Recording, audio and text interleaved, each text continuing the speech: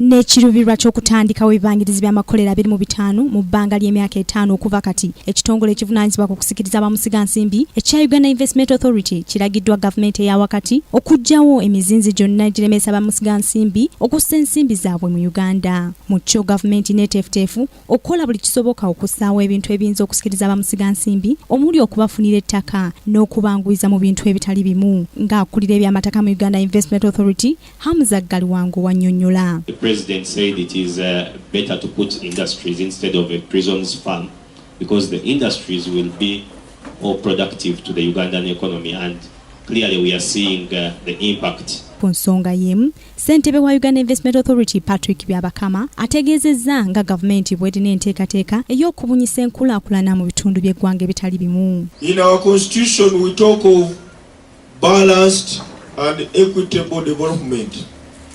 It will not work if we brought all 35 million Ugandans around Kampala. They will choke and they will fight. So we would love a distribution of investment in Uganda. That's why you hear the president talking of 25 industrial parks. Byabakama agasseeko nti gavumenti si yakukkiriza bamusiga nsimbi bakola bizinensi ezisobola okukolebwa bannayuganda. We have found that the average investment should be about $12.5 million per investor. And if you have a business where you think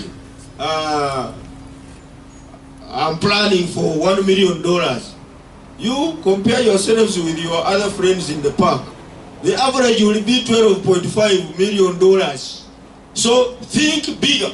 Byabakama awadde bannayuganda basobola okubaako bizinensi ze beetandikirawo amagezi okugenda mu maaso n'enteekateeka eno olwo gavumenti lwenaasobola okubakwatizaako. Kusinziira ku Uganda Investment Authority ekibangirizi kya bannamakolero ennamanve kisuubirwa okuvaamu omusolo gwa busebusatu n'obutundu 5 buli mwaka n'okutondawo emirimu eri bannayuganda 2,000. Kingdom TV Nakalema Grace amalindirire.